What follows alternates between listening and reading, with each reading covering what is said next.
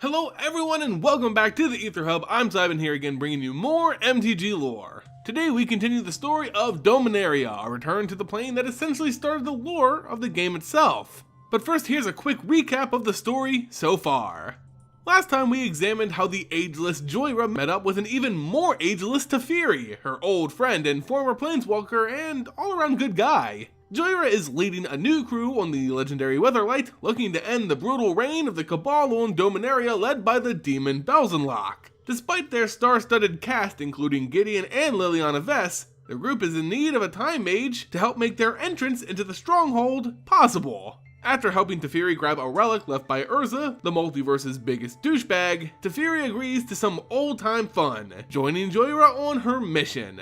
Now we take a look at what the others of the Gatewatch are doing to prepare for the battle against Bolas. And no, I'm not talking about Nissa or Ajani, but actually Chandra Nalaar, as she discovers the key to increasing the power of her pyromancy. But before we continue, it's plug time. Did you know you can support Vorthos here on YouTube by joining the Vorthos army? That's right, the Aether Hub has a Patreon page you can find linked in the description of this video that allows you to see just how much value you can get from becoming a member. At all levels, no matter how much you donate, you'll gain access to the Aether Hub Discord, vote on future topics, exclusive content, behind-the-scenes sneak peeks, sign cards, and so much more. Help support the channel and join the Vorthos army today. And now, back to the lore. Our story continues with Chandra pouting and planeswalking to Regatha, her second home and where she learned to harness her natural pyromantic tendencies. Here in the halls of Karal Keep, Chandra is actually the abbot, a leader, though she never had the composure for the role. She seeks some means to grow her power. She seeks a guide, a teacher of her very own, the fabled Pyromancer of legend, Jaya Ballard. Knowing she's not strong enough to fight Bolas as she is right now, having a teacher as experienced as Jaya would certainly be an amazing tool. Then why does she go to Regatha? Oh, and let's not forget, Jaya hasn't been seen for years. She's believed to be dead. So how's she even supposed to find this myth? Well, in her short trip to Dominaria, Chandra was able to pick up on the faint mana ley lines of a powerful Pyromancer. The mana scent of Jaya, if you would. This confirmed that she was in fact alive and here on Dominaria. Chandra now only needs an icebreaker. That's why she returns to Regatha, as the Karal Keep stores a number of her artifacts and teachings, including her famous pyromancy goggles. Chandra steals the goggles in the hopes of presenting them to Jaya as like a "will you be my teacher" present? As she grabs the specs, she runs into her old mentor, Mother Luti, an elderly hermit who kinda just lives at the keep. Chandra doesn't treat Luti right, Def not respecting her elders, and storms off with the goggles back to Dominaria, back to the hunt for Jaya Ballard. I'm sure dissing Luti won't have any consequences, right? Hold. Chandra follows the trail on Dominaria to a town near the foot of a mountainous ridge. The people here seem to be in a stable, steady panic. They're gathering their things and making their way away from the mountain. Chandra asks a woman what's going on. Clearly she's new. The local Kobolds of Kher Ridge are back at their nasty mission to summon their dragon god, Prosh, to rain down fire on their enemies and, consume them. They're weird little things. Anyway, some nightly knights and guardy guards have ventured to the ridge to stop their ritual, and apparently they're joined by a female pyromancer. This had to be Jaya. Chandra takes the news and heads into the ridge to potentially face another worshipped dragon. Let's just hope she fares a little bit better this time around.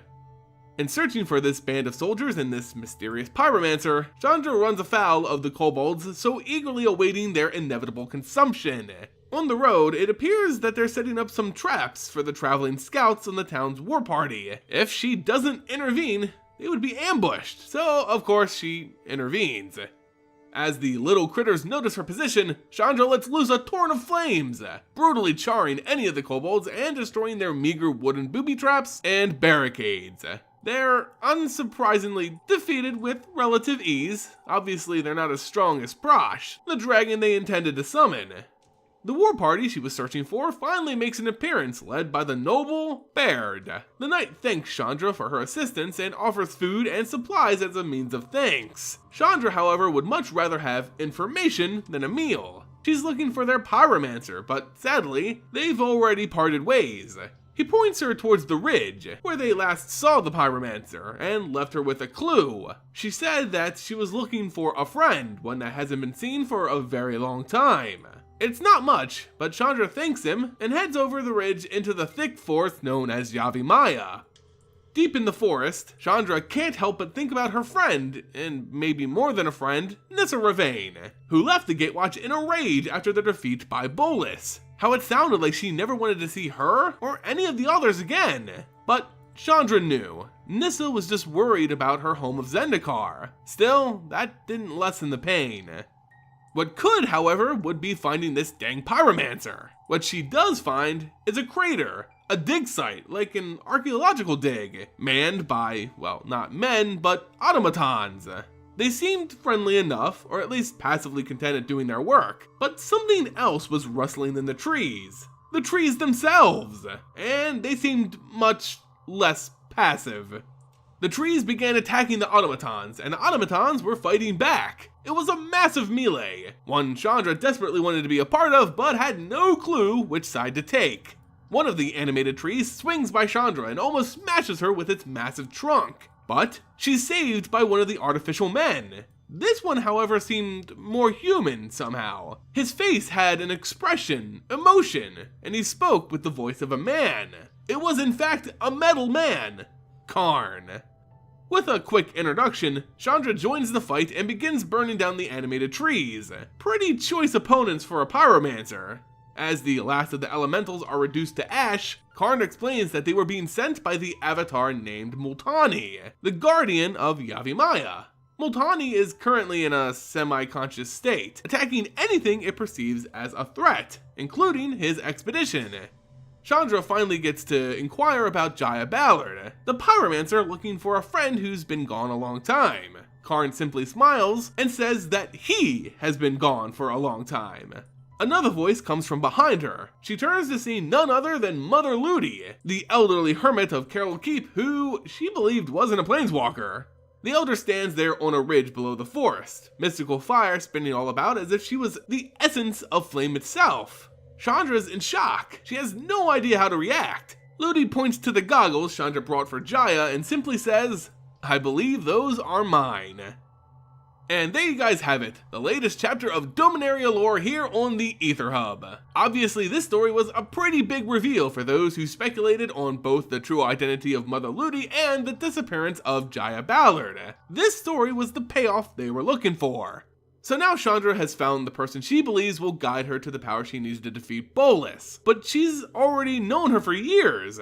How could Jaya help her more? We know she holds a lot of skill as a Pyromancer, something we've never seen from her as Mother Luti, so perhaps now she's finally ready to really teach young Chandra. But that's not the only question here. What the hell is Karn looking for? What's up with Multani? But those are all gonna have to wait till the next episode. So this is usually the part of the video where I announce the next giveaway for the official Dominaria lore, but I think I'm going to change things up a bit. A lot of you may not like this change, but in terms of helping the channel grow into more ambitious projects and giving back to those who go the extra mile, I'm going to start reserving all video giveaways for individual cards to patrons in the Vorthos army. Those who decide to donate any amount, even $1 a month, will be able to win these giveaways, along with all the other great benefits being a patron gives you. This is my way of giving back to those doing the most they can to support the hub, and I hope you guys in the comments don't kill me over this decision. Of course, those in the Vorthos army will be entering to win this week's giveaway, which is, of course, a copy of Jaya Ballard. Still, there are other ways that you can support the Aether Hub. If you enjoyed this video, don't forget to support the channel by giving it a thumbs up, subscribing to the channel, and of course, sharing it across the multiverse. You can also support the hub by visiting our Patreon and joining the Vorthos army by checking that link in the description below. You want free cards and giveaways? Joining the Vorthos army is the only chance you have at making that happen. Any level of support helps out, guys, so please consider checking it out. As always, thank you all so much for watching, and I'll catch you next time here on the Aether Hub.